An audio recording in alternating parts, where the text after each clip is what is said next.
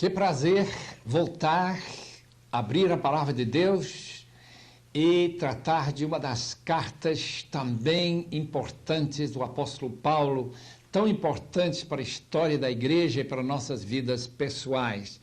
Se trata da carta aos Gálatas.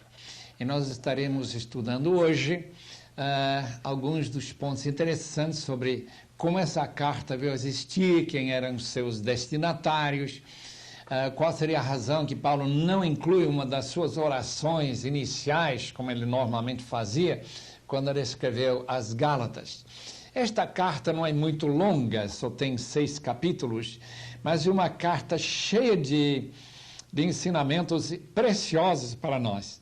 É uma das cartas que mostra justamente o que estava passando na vida de Paulo quando ele escreveu esta carta e que tem preciosíssimas lições para a nossa vida. Nós queremos começar com o nosso estudo primeiramente em relação à autoria. Evidência externa bastante forte. Disse o autor Findlay, na Enciclopédia Internacional da Bíblia, diz assim: não existe nenhuma suspeita relacionada com a autoria, integridade e autoridade apostólica de Gálatas. Desde os tempos primitivos, não havia razão de ninguém levantar suspeita contra a autoria paulina de Gálatas.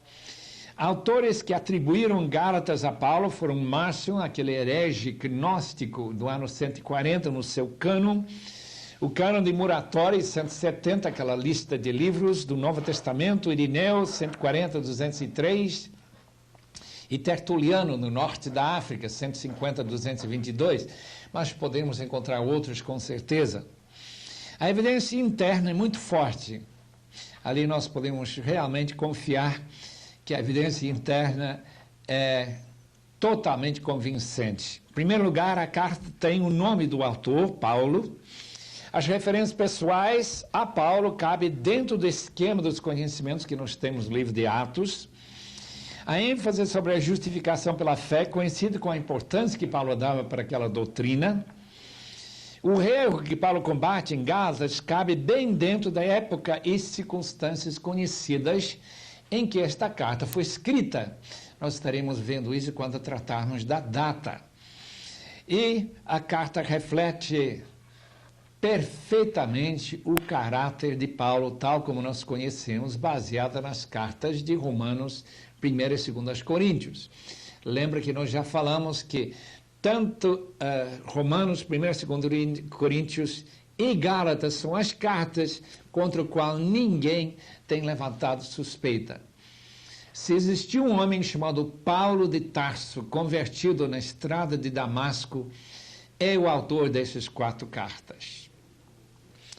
Os destinatários, queremos dar um pouquinho de tempo a isto, porque de fato os Gálatas são, interessantemente, não são necessariamente os Gálatas étnicos que receberam esta carta, porque tem havido uma controvérsia desde o século atrás, dos 1850 em diante, para quem foi escrito esta carta aos Gálatas. Deixe-me falar um pouquinho sobre quem eram os Gálatas. O nome Galácia, Gálatas, vem de alguns célticos que saíram da França, aquela região que hoje é França, 278 a 277 a.C., e emigraram até a região central da Turquia. Hoje chama Turquia, naquela época nós chamaríamos de Ásia Menor, com várias províncias romanas.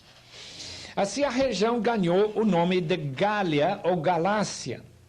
Cidades fundadas por aqueles emigrantes eram Pessino, Ancira, hoje é a capital moderna, fica nesse local, Ankara e Tável.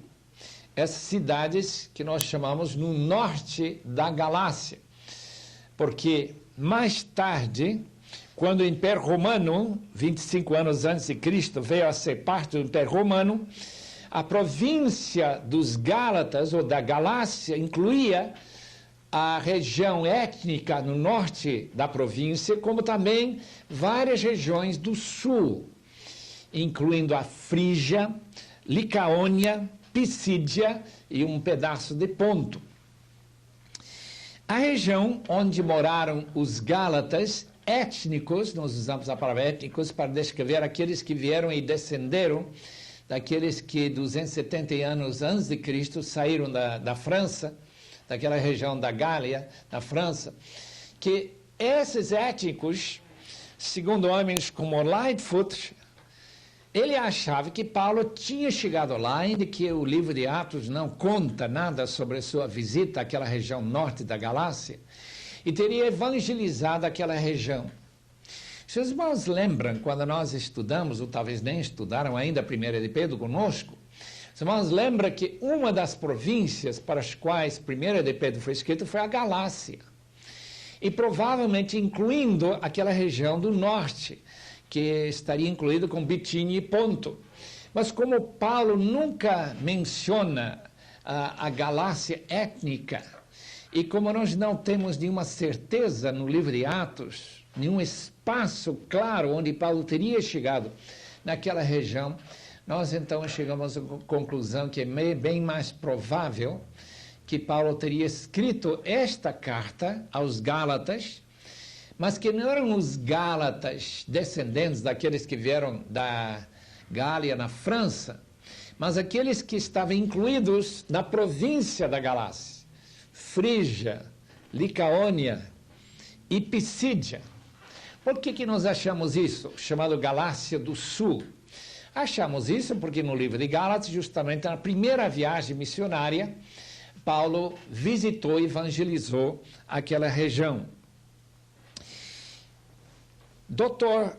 Sir William Ramsay, que foi o grande estudioso e arqueólogo que saiu para buscar e confirmar o livro de Atos, para mostrar, primeiramente, ele queria desmentir que Atos fosse de fato histórico. Depois ele descobriu que Atos era impressionantemente detalhado, segura na sua historicidade. Sir William Ramsay opinou que seria para o sul da província da Galácia que Paulo enviou sua carta. Por que ele achava isso? Nós vamos dar agora então 5 argumentos em favor disso. Primeiramente, Paulo usa termos políticos para designar outras regiões em suas cartas. Ele não usa a região étnica, isto é, onde o próprio povo está em vista. Segundo motivo que nós achamos que esta carta foi escrita para a Frígia, aquelas cidades evangelizadas como Icônio, Listra e Derbe, aquelas cidades que foram incluídas naquela região da Galácia, dentro da província da Galácia. Atos relata que Paulo evangelizou essa região sul da Galácia, mas não menciona nenhuma vez uma viagem de Paulo para o norte da província, onde estariam os gálatas legítimos étnicos. Barnabé aparece em Gálatas como uma pessoa bem conhecida. Leiam capítulo 2 de Gálatas, versículos 1, 9 e 13. Mas se Paulo visitou o norte da província, Barnabé não estaria com ele, porque lembra-se que depois da primeira viagem missionária, Barnabé não acompanhava mais a Paulo. Então esse é um argumento muito forte. As igrejas da Galácia mencionadas em 1 Coríntios 16, 1 a 4, aparentemente são justamente as igrejas no sul da Galácia.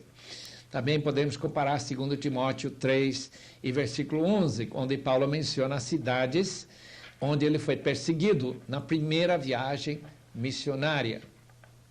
O quinto argumento é o fato de que, aparentemente, a mais convincente data para a escrita de Gálatas é o ano 48 a 49. E se nós colocarmos essa data, podemos ter certeza que ela não foi escrita para o norte da província. porque nós não temos nenhuma possibilidade de Gálatas ter escrito pelo norte da província, quando Paulo não teria nem entrar na sua segunda viagem missionária, ou terceira. Ele só podia ter escrito Gálatas no ano 48, 49, se trata de escrever para aqueles irmãos ganhos na primeira viagem missionária. Vamos agora dar uma vista de relance sobre a data desta maravilhosa carta aos Gálatas.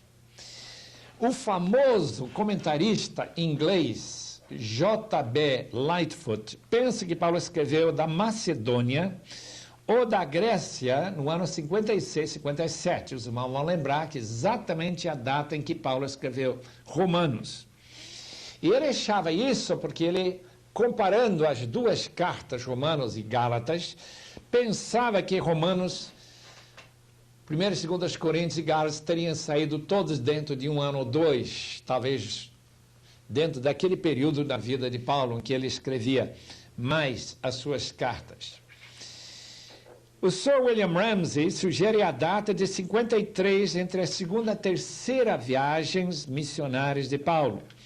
Teria sido escrito de Antioquia, na Síria. Theodor Ozan, um alemão evangélico, pensa que a carta foi escrita 51 a 52 de Corinto, durante a segunda viagem missionária, mas também requer que os destinatários fossem gálatas da província apenas e não gálatas étnicos. O famoso historiador da igreja, Adolfo Harnack, F.F. Bruce, e meu professor, Dr. Merrill Tenney, autor deste pequena introdução ao Novo Testamento, sua origem, sua análise, todos colocam a data de Gálatas em torno do ano 49. E a razão que eles dão essa data é porque eles não conseguem explicar como é que Paulo poderia ter omitido uma das suas viagens na sua lista de visitas a Jerusalém. Como é que ele poderia ter omitido uma das suas viagens a Jerusalém? Se ele está, de fato, contando todas as suas visitas à igreja-mãe em Jerusalém, então nós somos forçados a aceitar esta data mais antiga, a data 48 a 49, logo depois da primeira viagem missionária. Deixa-nos agora dar alguns argumentos em favor dessa posição, que eu também favoreço. Acho mais provável que Paulo escreveu Gálatas cerca do ano 48 a 49. Em primeiro lugar, versículo 6 do primeiro capítulo usa uma frase tão depressa. Interessante encontrar nesta frase tão depressa que os Gálatas não tinham assim mudado de opinião durante muito tempo. Admira que estejais passando tão depressa daquele que vos chamou da graça de Cristo para outro evangelho. Aconteceu de um dia para o outro, se usarmos literalmente aquela palavra tão depressa. Segundo Tessalonicenses 3,17 diz: este é o sinal em cada epístola, assim é que eu assino. A única outra carta conhecida a não ser Gálatas seria a 1 Tessalonicenses. Que outra carta, se ele está pensando em mais de uma carta escrita para as igrejas? Então, comparando, segundo Tessalonicenses 3, nós temos que ter, me parece, pelo menos duas cartas. E se ele só tinha escrito uma carta, 1 Tessalonicenses, seria muito provável que ele está incluído também Gálatas naquela lista. Se Gálatas foi escrito depois do concílio de Jerusalém, que aconteceu em 48 ou 49 depois de Cristo, nós temos uma dificuldade imensa em saber por que Paulo não faz nenhuma referência ao que aconteceu naquele concílio, porque se trata do mesmo assunto, mesma argumentação que Paulo está apresentando em Gálatas. Então nós temos uma dificuldade imensa lá. se Gálatas foi escrito depois daquele concílio, por que não mencionar a carta que Paulo e Silas levaram para as igrejas da Galácia? É muito mais fácil, me parece a mim, datar Gálatas no ano 48, antes do concílio, para explicar tão estranho silêncio do apóstolo Paulo, de não fazer nenhuma referência àquele concílio de Jerusalém que mudou para sempre a história da igreja. Todas as outras sugestões criam problemas sérios para integrar os eventos de Atos com a carta aos Gálatas. Queremos agora falar um pouco sobre o propósito desta carta. É bem óbvio, né? O propósito era para defender o apostolado de Paulo. Há uma dificuldade da parte dos Gálatas por causa dos judaizantes, aqueles falsos mestres que penetraram dentro da igreja, começaram a minar o que Paulo tinha feito e pregaram outro evangelho. E Paulo, naturalmente, para responder isso, ele tem que defender seu apostolado. Ele também tem outro propósito nesta carta, que é combater aquela heresia legalista judaizante e promover a doutrina da salvação apenas pela fé e não por obras de lei. Em último lugar, é para combater esse legalismo e também antinomismo. Isto é, uma libertinagem que daria a opinião que se a gente não está mais guardando a lei, não está debaixo da lei, então a gente faz o que quer, quando quer e como quer, e se torna um grande pecador sem nenhuma preocupação de consciência.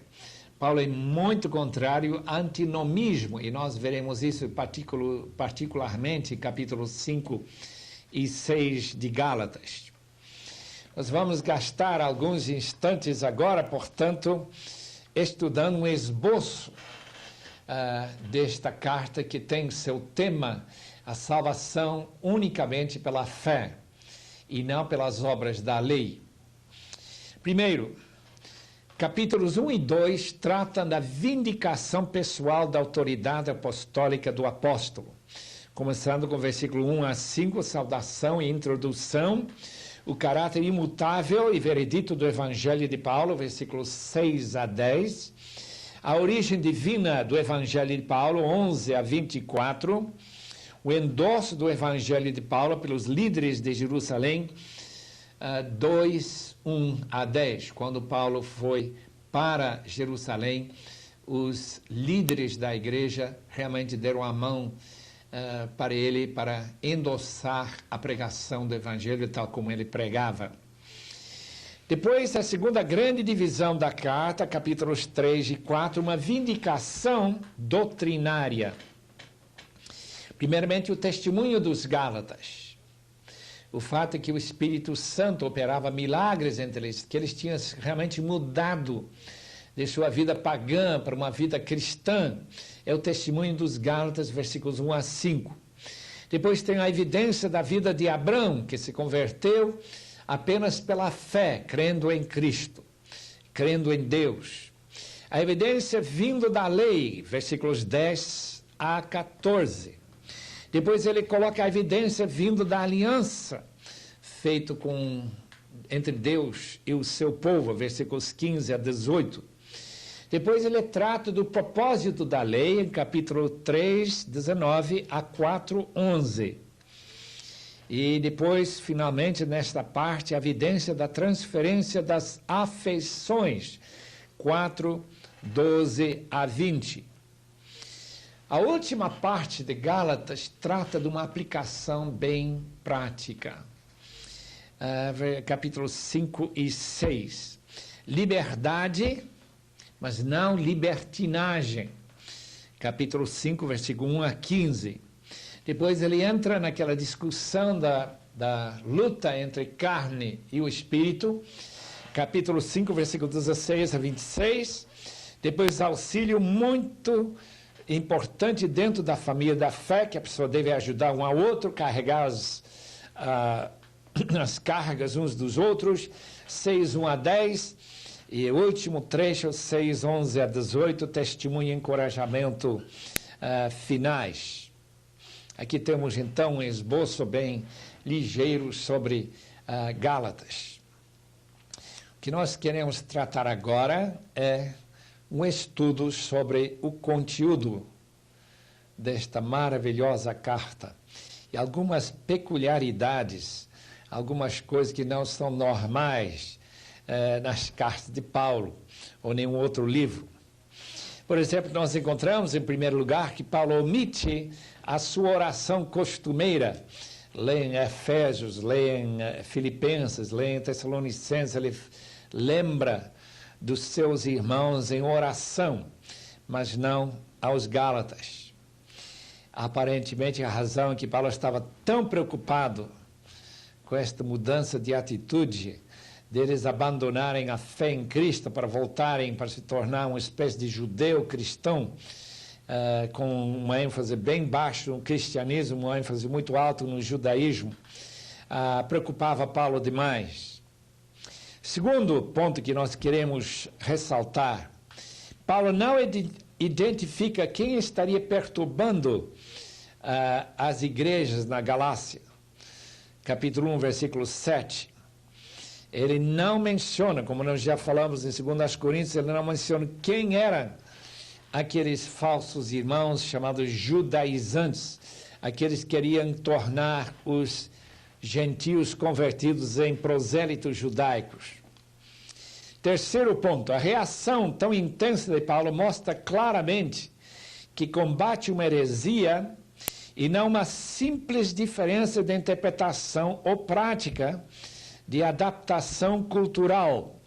Lembrem-se que em 1 Coríntios 9, o apóstolo Paulo diz para os judeus, ele se torna judeu. Quando ele está na casa judeu, ele age exatamente como os judeus agiam.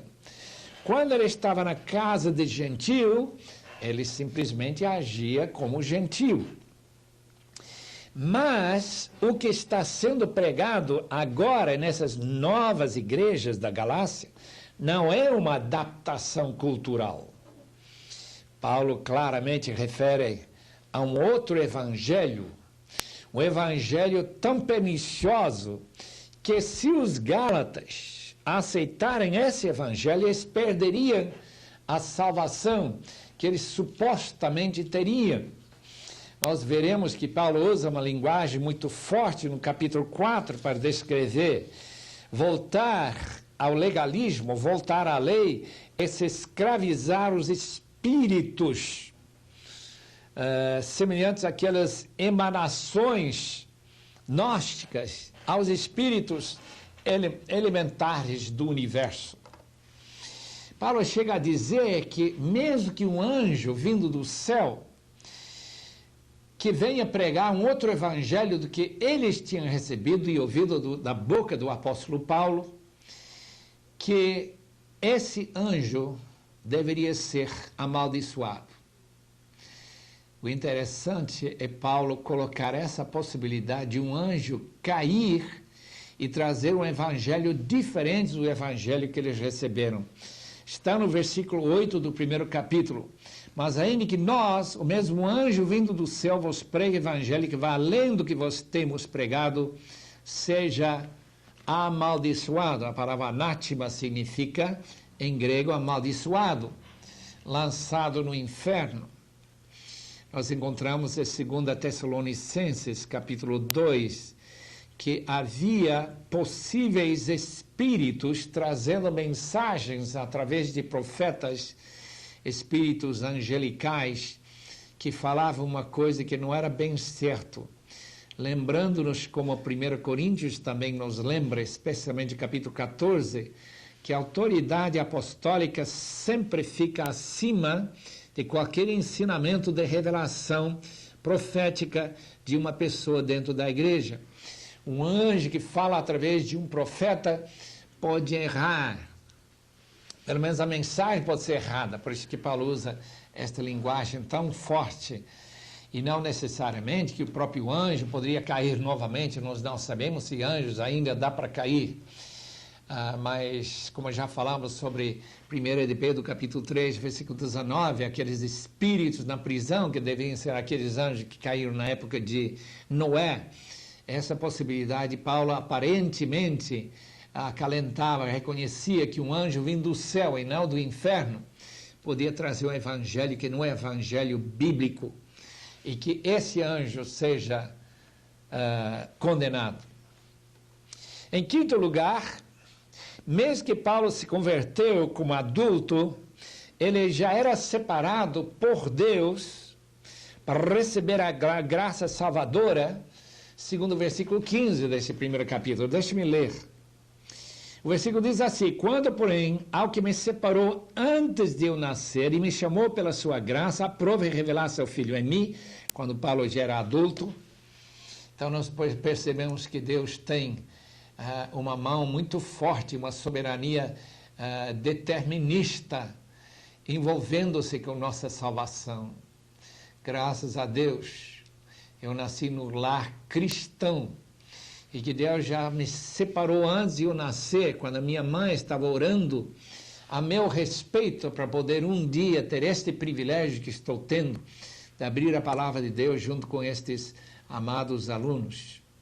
Então, meu querido amigo que foi salvo talvez muito depois de chegar a ser adulto, e não teve a graça de conhecer a Cristo ainda como criancinha, não precisa se preocupar. Paulo também passou por isso, mas ele também reconheceu que Deus já tinha separado ele antes de ele nascer, uma linguagem semelhante àquela que nós encontramos em Jeremias, primeiro capítulo.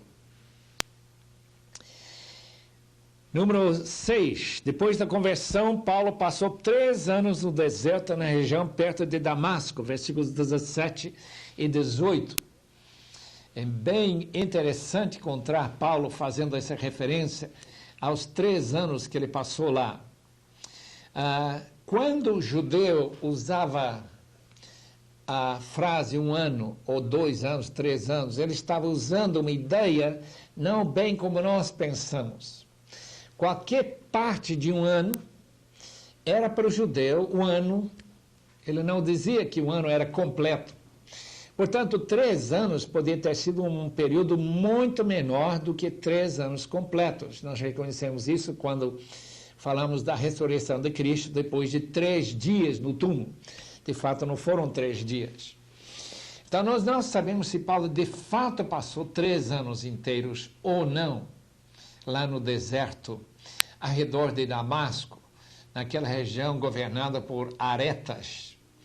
Nós sabemos que Paulo esteve em Damasco há algum tempo por causa do livro de Atos, capítulo 9, mas nós não sabemos quanto tempo, e Gálatas diz 3 anos, versículo 17 e 18, o primeiro capítulo.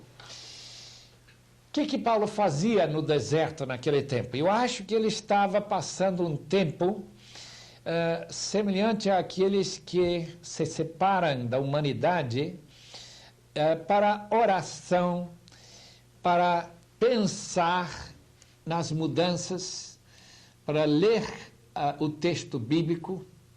Paulo conhecia muito bem as Escrituras, por ter estudado assim quase tempo integral as Escrituras aos pés de Gamaliel. Mas nós devemos lembrar que Paulo também não tinha estudado o ensinamento de Jesus. Ele precisava então conhecer como integrar o que nosso Senhor Jesus trouxe de ensinamento, junto com aquele que ele tinha já conhecido como judeu, fariseu dos fariseus, e alguns fariseus gastaram até 8 horas por dia estudando a palavra de Deus. Então nós gostaríamos de fazer esta sugestão, que aquele período, e a Bíblia não fala sobre aquilo que Paulo fez ou fazia durante aquele período, mas foi um período para ele estar preparando-se com seu pensamento para seguir e pregar o evangelho da graça do Senhor Jesus Cristo. Talvez foi durante aquele tempo que ele reconheceu a importância de Abacuque 2 e esse texto de Gênesis 15, versículo 6, sobre a fé de Abraão e a salvação de Abraão antes da lei ser dada. Essa teologia antilegalista, naqueles anos que ele passou no deserto lá. Quando chegamos ao começo do capítulo 2, o apóstolo menciona 14 anos depois, subir outra vez a Jerusalém com Barnabé. 14 anos depois, levando também a Tito, subi em obediência a uma revelação. Ele expôs o evangelho que prego entre os gentios, mas em particular aos que pareciam de maior influência. Ele está falando daqueles discípulos, apóstolos, João e Pedro e Tiago, irmão de Jesus, que já estava na liderança da igreja em Jerusalém, aqueles pilares da igreja. Qual foi essa visita 14 anos depois? Se nós olharmos no capítulo 11 de Atos, descobrimos o que eu acho a melhor possibilidade para nós identificarmos que visita foi esta, em relação à revelação. Capítulo 11, versículo 27 de Atos diz assim: Naqueles dias desceram alguns profetas de Jerusalém para Antioquia, e apresentando-se um deles, chamado Ágabo, dava a entender pelo Espírito que estava para vir grande fome para todo o mundo, a qual sobreveio nos dias de Cláudio. Os discípulos, cada um conforme as suas posses, resolveram enviar socorro aos irmãos que moravam na Judeia, o que eles com efeito fizeram, enviando aos presbíteros por intermédio de Barnabé e de Saulo. Paulo não teria esquecido aquela viagem. Eu acho que a melhor interpretação, diferentemente daqueles que outros que acham que Paulo teria esquecido aquela viagem, que ele está incluindo aquela viagem, capítulo 2. Se de fato isso foi 14 anos depois, deve incluir aqueles 3 anos que ele passou no deserto de Damasco. Isso colocaria então uma data mais ou menos segura para nós colocarmos a conversão do apóstolo Paulo. Porque nós sabemos que esta visita a Jerusalém teria ocorrido no ano 48 ou 49. 48, aquela fome. Então nós podemos já identificar a conversão de Paulo cerca do ano 31, 32, 33 e 34. Tem alguns que colocam até 35, naquele período que Paulo se converteu. Quando que Jesus foi crucificado? Provavelmente no ano 30, no mês de abril. Então, se ele se converteu apenas um ano depois, seria o ano 31, ou 2 anos depois, ou 3 anos depois, nós não temos muita certeza. De qualquer forma, 14 anos depois. Agora, se esses 14 anos são depois daqueles 3 anos, nós teríamos então que colocar a data de conversão de Paulo cerca do ano 31 ou 32. Lembrando que pedaços de um ano também conta como ano, como se fosse um ano inteiro. Muito bem. Isso então seria depois da primeira viagem missionária, que deve ter começado lá para o ano 45 ou 44. E Paulo estaria então indo para aquela região da Galácia, onde aqueles gálatas se converteram e que tão depressa agora estão procurando uma outra interpretação, outra maneira de viver. Agora, número 8. Sabemos que em Jerusalém houve pressão para Paulo mudar sua doutrina para incluir a guarda da lei. Sabemos dessa pressão porque Paulo menciona no versículo 4 que, contudo, nem mesmo Tito, que estava comigo, sendo grego, foi constrangido a circuncidar-se. E isto por causa dos falsos irmãos que se entremeteram com o fim de espreitar a nossa liberdade que temos em Cristo Jesus e reduzir-nos à escravidão. reduzir Paulo e os irmãos da Galácia para a escravidão. Quando Paulo chegou em Jerusalém, então, por ele ter sido um ex-fariseu tão zeloso pela lei, com certeza, talvez aqueles irmãos lá em Jerusalém quiseram pressionar o apóstolo Paulo a mudar sua mensagem e a unir-se a eles para levar os gentios a se tornarem prosélitos, a se tornar circuncidados, a se fazer parte do seu partido da circuncisão. Mas Paulo nunca caiu nessa. Muito pelo contrário, ele se firmou cada vez mais que para os gentios a circuncisão, como ele escreve aqui na própria carta aos Gálatas, seria uma obrigação de guardar toda a lei. E se ele tivesse pensado dessa forma, e se Pedro e João e Tiago tivessem exigido isso de Paulo, teria sido uma crise tremenda na igreja. Como de fato aquele concílio de Jerusalém foi uma crise impressionante. Mas o importante é que aqueles irmãos, que Paulo chama de falsos, que queriam forçar o apóstolo Paulo a aderir ao seu grupo, Paulo não se interessou nem um momento em seguir essa linha de pensamento. Então, até em Jerusalém houve esses irmãos, e com certeza foram deles que chegaram lá na Galácia, sabendo que havia novos convertidos lá, para tentar levá-los a se subjugar à lei. Paulo chama de escravidão. Número 9.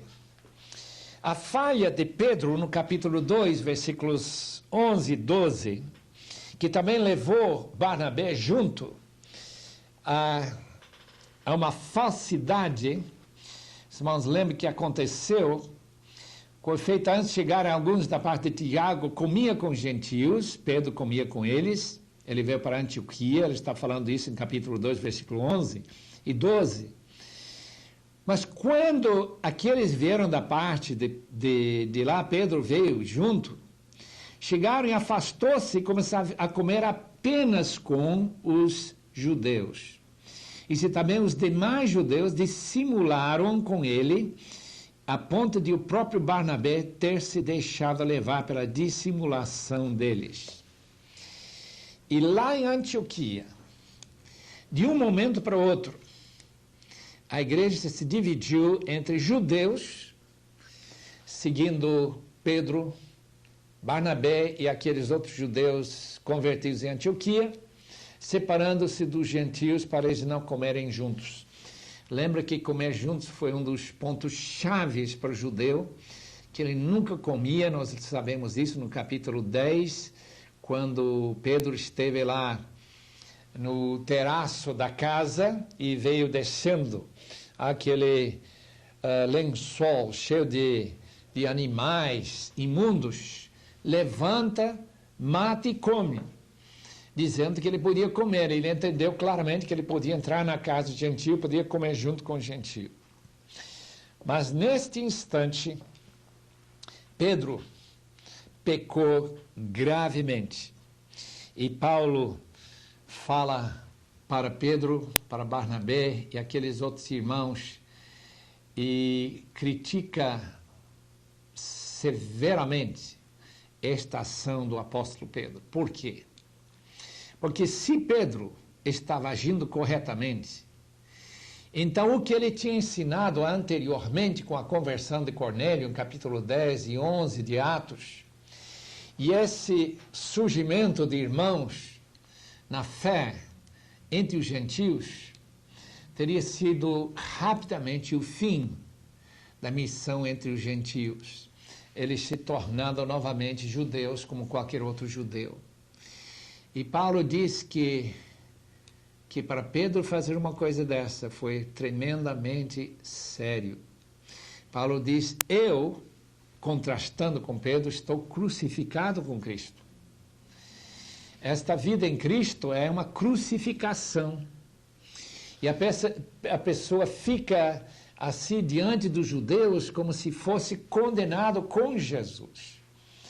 E Pedro, por alguma razão, e Barnabé também, ficando convencido, temporariamente, a dissimular-se e cair naquele engano satânico.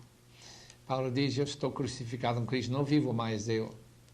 A minha vida é uma vida que chegou ao seu fim quando eu recebi o Senhor Jesus.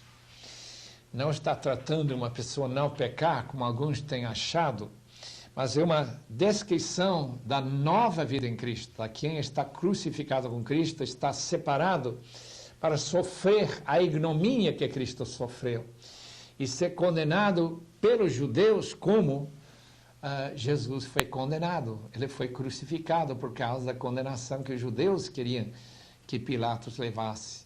E Paulo sentiu justamente de todo lugar que ele ia essa condenação. Ele sabia, se ele se separasse dos gentios, essa condenação desapareceria imediatamente. Ele passaria a ser tranquilamente aceito em qualquer cidade, nunca haverá mais perseguição, porque os gentios não perseguiam o apóstolo Paulo, eram judeus. E por isso que ele condenou o grande apóstolo Pedro para esse erro tão grave. Ser crucificado, então, número 10, com Cristo, não quer dizer que Paulo literalmente faleceu. Obviamente não. E que sua natureza pecaminosa já não existe mais. Não é isso que ele está querendo dizer. Ele está falando de identificação. Ele está identificado com Cristo crucificado. E, portanto, vai ser perseguido e vai ser alvo de intenções dos judeus para matá-lo. Quantas vezes nós lembramos quando ele esteve em Jerusalém, nessa última visita que ele fez a Jerusalém, capítulo 21 e 22 de Atos, que 40 judeus fizeram um juramento que eles não comeriam nada até ver o apóstolo morto. Isso que quer significar ser crucificado com Cristo, identificação com Cristo. E não quer dizer nada sobre a nossa natureza pecaminosa ter morrido, como alguns estão interpretando, inclusive, no próprio Brasil. Número 11. A lei nunca foi concedida para salvar pecadores. Moisés não recebeu a lei para que a gente, guardando essa lei, pudesse, desta forma, ser salvo. Não, capítulo 3, versículos 6 a 18, explica que a razão da lei, que foi dada bem depois de Abraão, indicaria que Abraão não podia ter sido salvo, quando de fato, claramente, o próprio texto de Gênesis diz que a sua fé, crendo em Deus, foi a ser atribuído para ele como justiça. Portanto, a justiça de Cristo é nossa pela fé, e não por ter guardado a lei. A lei não foi dada para nós salvarmos por intermédio da guarda dessa lei. Número 12. O ministério dos anjos na transmissão da lei para Moisés é afirmado por Paulo em 3,19. Muito interessante este texto, porque no Antigo Testamento não dá para entender claramente que os anjos estavam trazendo a lei. Qual, pois, a razão de ser da lei? Foi adicionada por causa das transgressões, até que viesse o descendente a quem se fez a promessa. Foi promulgada por meio de anjos, pela mão do mediador. Esse mediador claramente seria Moisés. Mas os anjos que trouxeram a lei para Moisés. Tem outros textos que falam sobre esta mesma verdade. Hebreus capítulo 2, versículo 2. Apocalipse também, 22, versículo 6, diz que o livro de Apocalipse foi trazido também por ministério angelical. Isto é, profecia, e até a própria palavra de Deus, que tem sua inspiração na mente de Deus e no Espírito Santo, pode ser trazido para o autor humano através de um ministério angelical. Número 13. O propósito da lei foi mostrar o pecado e conduzir os pecadores convictos a Cristo para receber a salvação. 3:24. De maneira que a lei nos serviu de aio para nos conduzir a Cristo, a fim de que fôssemos justificados pela fé. O que a lei faz, então, é a mesma coisa que nossa consciência faz. Traz aquele sentimento de culpa, que nós estamos errados, que nós não temos feito o que Deus manda. Paulo descreve isso claramente também em Romanos capítulo 7. Então a lei serve de aio para levar-nos a Cristo, mas nunca como meio pelo qual, uma ponte para chegarmos a Deus. O único caminho para Deus é a verdade, que é Jesus Cristo, nosso Senhor e Salvador, que morreu em nosso lugar para trazer-nos a salvação. A unidade da igreja cruza, segundo o capítulo 3, versículo 28, todas as divisões raciais, de homem e mulher, de cultura, de status na vida e assim por diante. Quando alguém está em Cristo, ele perde a importância de todas aquelas outras coisas e ganha a importância que ele está inserido dentro do corpo, dentro desta graciosa família de Cristo. Desta arte não pode haver judeu, nem grego, nem escravo, nem liberto, nem homem, nem mulher, porque todos vós sois um em Cristo Jesus. Somos um, graças a Deus por isso. Paulo usa duas figuras para descrever a vida do judeu, que depende da lei para sua salvação. Primeiramente, ele usa a figura de uma criança menor, que depende de um babá, uma babá para levar-se pela mão, ou por um aio, uma pessoa que leva ele como ajudante, para levá-lo até a escola e para dirigir sua própria vida, sujeito a tutores que ordenam sua vida. Em segundo lugar, ele usa a palavra escravo. A lei escraviza. Mesmo estando em casa com o dono da casa, o escravo não tem os privilégios, os direitos. Então, Paulo diz, quem está debaixo da lei está escravizado. Ou é como a criança menor. E ele então descreve que a razão da lei foi para que a criança possa ser criada durante aqueles séculos antes da vinda de Cristo. Mas com a vinda de Cristo, é como se a igreja passe agora a ser adulta e poder então ter a liberdade em Cristo. O Espírito de Cristo é que garante nossa filiação, que nós não somos mais escravos, diz capítulo 4, versículo 1 até 6. Ser sujeito à lei significa que a pessoa se torne uma espécie de envolvimento com espíritos.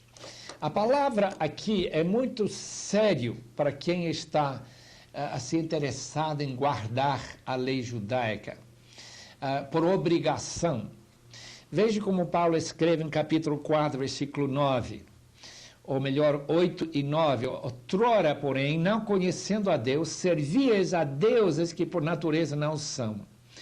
Mas agora que conheceis a Deus, ou antes sendo conhecido por Deus, como estáis voltando outra vez aos toiheia, traduzida nessa versão, rudimentos fracos e pobres, das quais de novo quereis ainda escravizar-vos. Guardais dias, meses, tempos, anos, recebo que os tenho trabalhado em vão. Aquele envolvimento, através de guardar dias, através de novamente cair debaixo daquela lei, de guardar as festas e guardar o sábado, tudo isso, é justamente se envolver com aqueles rudimentos, toiheia, que possivelmente deve ser traduzido espíritos rudimentares. Isso dá para entender porque Paulo usa a palavra novamente. Antes eles estavam sujeitos àqueles espíritos através da sua idolatria. Agora, voltando para o legalismo, estariam se sujeitando novamente a esses espíritos rudimentares. É um caso muito sério e perigoso. Paulo menciona 4,14 uma enfermidade na sua carne. Qual teria sido essa enfermidade? Tem muita especulação. Nós não temos assim muita certeza, mas alguns acham que era o problema de olhos. Nós encontramos Paulo dizendo no último capítulo que ele escreve com grandes letras, Mas pode haver duas razões. Talvez Paulo não tinha muita prática na escrita, por isso que ele usava um secretário chamado amanuense. Mas também pode ser que ele tinha um problema de falta de olhos. É uma referência às pessoas arrancarem os seus olhos para dar para Paulo, dando a impressão que o seu problema era de falta de olhos. Qual teria sido esse problema? Nós não sabemos. Alguma coisa que criava vergonha para o apóstolo Paulo, dava para eu entender entre linhas. Capítulo 4, versículo 19, trata de um assunto muito interessante. Paulo diz: eu estou sofrendo de novo as dores de parto, até Cristo ser formado em vós. Interessante que a igreja existe para que Cristo se forme na igreja. O que quer dizer isto? Como a igreja local é corpo de Cristo, Paulo diz isso para os coríntios, ele quer dizer que esse corpo deve ter, claramente, a personalidade de Cristo. E se essa personalidade, isto é, seu amor, seu carinho, todas aquelas qualidades que nós encontramos no fruto do Espírito, já que o Espírito que forma a personalidade da pessoa seria o fruto do Espírito de Cristo, nós devemos achar que é uma referência ao Espírito Santo formando essas qualidades dentro da própria igreja de Cristo. Uma pergunta que nós podemos fazer para os queridos irmãos: Cristo está sendo formado em sua igreja?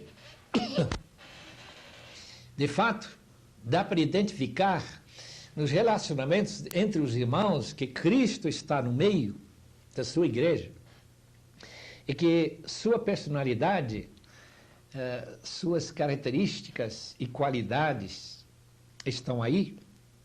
Boa pergunta. Capítulo 4, versículo 22, até o fim do capítulo, trata de uma alegoria que faz uma comparação entre legalistas e as pessoas que estão livres em Cristo. Interessante que Paulo recorresse a uma alegoria. Todos nós devemos saber que a alegoria é muito perigosa na interpretação da palavra de Deus. Porque a alegoria permite que a gente coloque a sua própria ideia dentro do texto.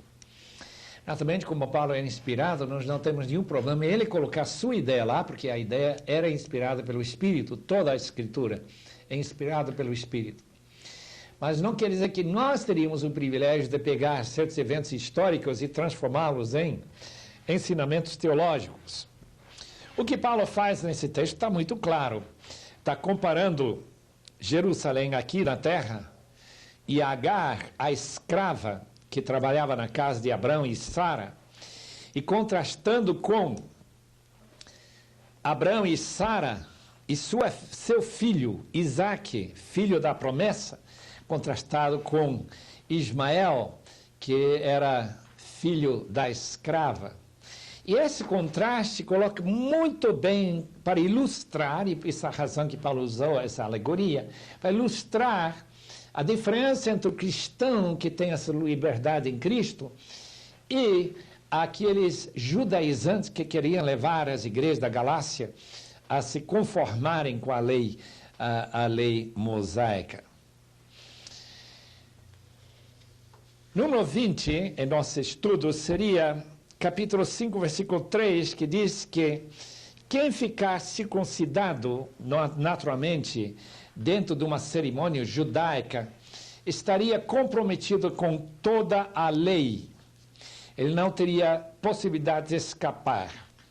O que Paulo quer dizer é que a circuncisão seria para um gentio, nestas circunstâncias, seria mais ou menos colocar-se dentro do judaísmo como se fosse um judeu. Isso faz parte, naturalmente, da maneira que os judeus pensavam em uma pessoa que se circuncidava, que se batizava, que prometia guardar a lei, se tornava um filho de Abrão. E que ele seria realmente como prosélito, um judeu completo. É justamente isso que Paulo não quer que aconteça com os crentes lá na Galácia, e nenhum crente. Judeu que nasce judeu, circuncidado com judeu, não há problema. Mas para um gentio se tornar seria como uma segunda conversão, que seria se afastar de Cristo e se tornar um judeu, quando o movimento teria que ser de judaísmo para Cristo e não o contrário. Seria, de certo modo, negar a Cristo. Os irmãos lembram que Timóteo foi circuncidado, mas a razão disso foi que Timóteo tinha uma mãe judia. Tito, por outro lado, e ele fala disso no capítulo 2 de Gálatas, não foi compelido a se circuncidar. Quando Paulo faz a sua lista das obras da carne e o fruto do Espírito, ele não está pensando simplesmente que todos nós cometemos todas aquelas obras ou temos todo aquele fruto. O que ele está falando é do grupo. A igreja é que deve ter, não as obras da carta nos seus relacionamentos. Principalmente isto que eles têm em mente, já que Paulo está pensando mais corporativamente e não individualmente nesses textos. Não é que essas obras da carne individualmente seriam condenadas, são condenadas. Mas ele está pensando mais na própria igreja ou as igrejas lá da Galácia. Temos que lembrar que o ponto de vista de Paulo muitas vezes é mais solidário, muito mais de família, muito mais de corpo do que individual, como nós pensamos. Nós somos filhos de nossa própria cultura e pensamos, quando nós lemos a palavra de Deus, quase constantemente, nós interpretamos individualmente para com nós mesmos.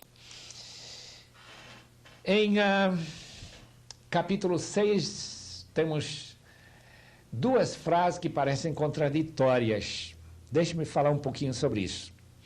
Primeiramente, 6:2, levai as cargas uns dos outros, e depois em 6:5, cada um levará a sua própria carga.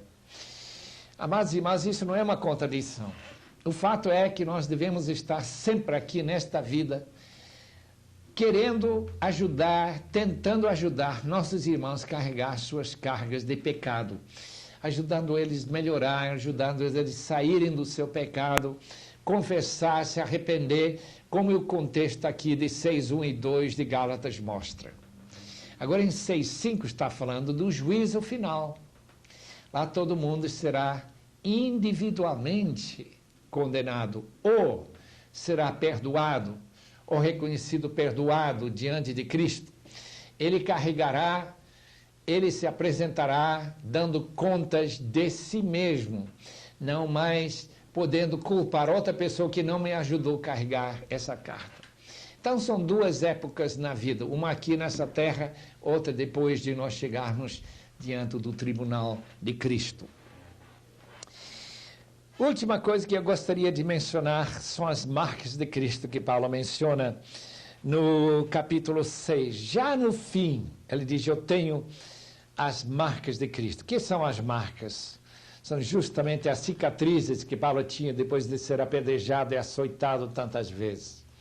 Será que nós temos alguma marca de Cristo? Ela também tem marcas invisíveis de Cristo na maneira que a gente tem, nas suas atitudes que Cristo vive em nós. Mas Paulo também tinha marcas no seu corpo. E ele quer deixar muito claro que seu relacionamento com Cristo levou ele a um compromisso total até a própria morte. Que nós sejamos também tão comprometidos com o Senhor Jesus até este ponto ali. Eu quero mencionar, como sempre, alguns livros que podem ajudar no seu estudo. Temos aqui uns livros muito cheios de estudos sobre Gálatas. Vida e Carta de Paulo, baseado no livro de Gálatas. A Vida e Carta de Paulo são 5 volumes, 3 cursos que tratam sobre a vida de Paulo. Gostaria de mencionar o Panorama do Novo Testamento do Dr. Roberto Gundry, que podem ser uma ajuda também no seu estudo no livro de Gálatas. Temos o Novo Dicionário da Bíblia, que vão dar muita ajuda para quem vai estudar o livro de Gálatas, porque tem várias coisas que vão ser explicadas, a vida de Paulo, daqueles indivíduos da carta. Nós temos um livro que já está esgotado, né? Que chama de Gálatas, Carta da Liberdade Cristã, do Dr. Merrill Tenney, o mesmo autor deste livro, com quem eu estudei a Carta aos Gálatas. Foi uma benção muito grande durante 2 semanas de intensivo, lá há mais de 40 anos atrás. Dr. Merrill Tenney tem esse livro muito interessante sobre o livro de Gálatas. Temos novo comentário da Bíblia. E gostaria de mencionar um pequeno livro que eu escrevi sobre este assunto, chamado Lei, Graça e Santificação, justamente o tema de Gálatas. Então, os queridos irmãos que querem se aprofundar mais, procurando manual bíblico, novo comentário da Bíblia, qualquer fonte, talvez venha ajudar-lhe a entender mais esta maravilhosa carta e poder ensinar essa carta para os outros que estão talvez sendo abalados com essa sugestão que a gente não está guardando o sábado, não está guardando festas judaicas, não está fazendo outras coisas que a Bíblia manda, isto é, no Antigo Testamento. Gálatas é a solução para esse problema. Que Deus os abençoe ricamente.